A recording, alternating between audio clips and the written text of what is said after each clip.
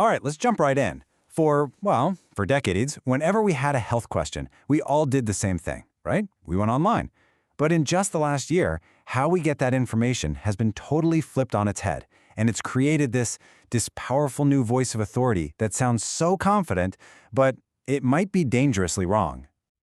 You know, it all starts with something super simple, super relatable.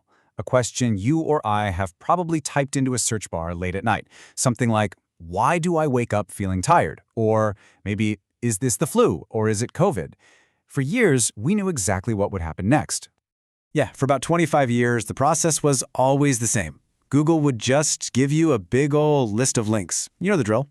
Some from legit medical sites, some from forums, maybe a few news articles, and it was your job. Right? You had to be the detective, sifting through everything, comparing sources, and trying to figure out what was what. Well, that has all changed completely.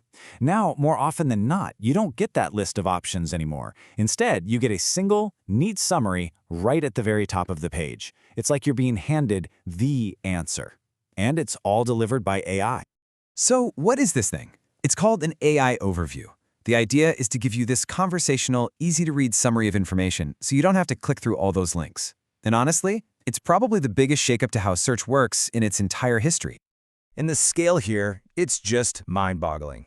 Get this, by the middle of 2025, we're talking about 2 billion people being served these AI overviews every single month. This isn't some little experiment, it's quickly becoming the main way the world gets its information.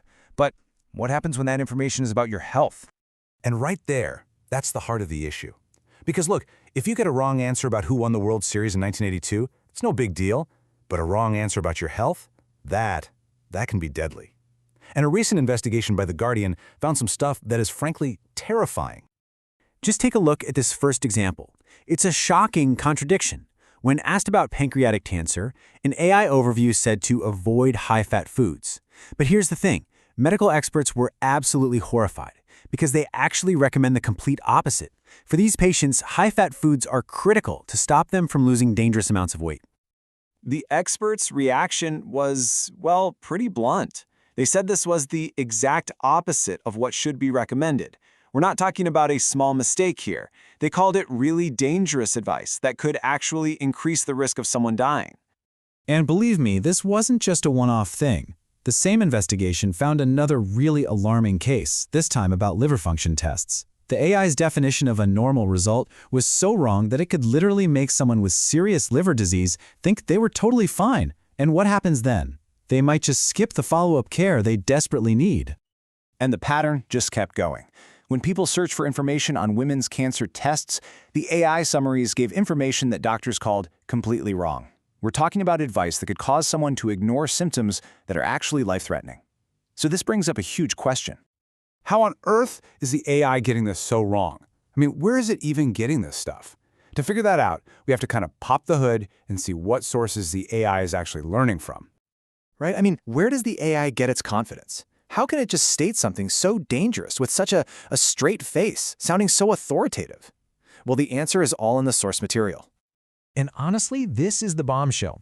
A recent study looked at over 50,000 health searches, and you won't believe what they found. The single most cited source, the #1 place the AI was pulling from, wasn't a medical journal, it wasn't a government health website, it was YouTube. And that right there, that gets to the absolute core of the problem. As the researchers pointed out, YouTube isn't a medical publisher, right? It's a video platform where literally anyone can upload content. You could have board-certified doctors, sure, but you also have wellness influencers who have zero medical training. And the AI, it often can't tell the difference. But here's the thing. It's not even just about the AI pulling from bad sources. The problem is actually deeper. It's about how this technology is fundamentally changing our whole relationship with information itself. Think about it. This is a massive shift in how we do things. Before, we were basically investigators, right? We had to compare all these different sources and use our own common sense. But now we're just handed the final report. We get a single confident answer that feels like the end of the story, and that completely removes that crucial step where we think for ourselves. You know, one researcher put it perfectly. She said, this creates a whole new kind of unregulated medical authority online. See, the AI isn't just showing you information, it's rearranging it, summarizing it. It's basically acting like a doctor, but a doctor with no credentials, no one checking its work, and absolutely zero regulation. And there are even more subtle dangers kind of baked into this whole process. For example, the AI might grab a fact from a super rigorous clinical study and mix it right in with a claim from some random blog post, and it presents them as if they have equal weight. It strips away all the important context, all the buts and maybes.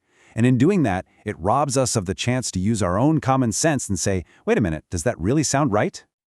Okay, so the big takeaway here is that this technology isn't going anywhere. It's here to stay.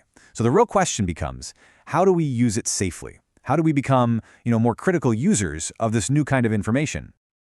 All right, here are 4 really essential steps you can take. First, and this is huge, treat the AI's answer as a starting point, not the final word. Think of it like brainstorming, not a diagnosis. Second, always check the sources that are linked in the overview. Third, don't just see the links, actually click on them and ask yourself, is this from a major hospital or is it just some random person's blog? And finally, most importantly, never ever let an AI summary replace a real conversation with an actual doctor, period. Because at the end of the day, we have to remember the stakes here could not possibly be higher. As Professor Nicole Gross warns, when bad medical information makes its way into a patient's real life, it can literally become a matter of life and death. And all of this leaves us with a really critical question for this new age we're living in. We are surrounded by these AI systems that are designed from the ground up to sound confident, to sound certain. But as we've just seen, we have to constantly be asking ourselves, in this new world, is the most confident voice really the most truthful one?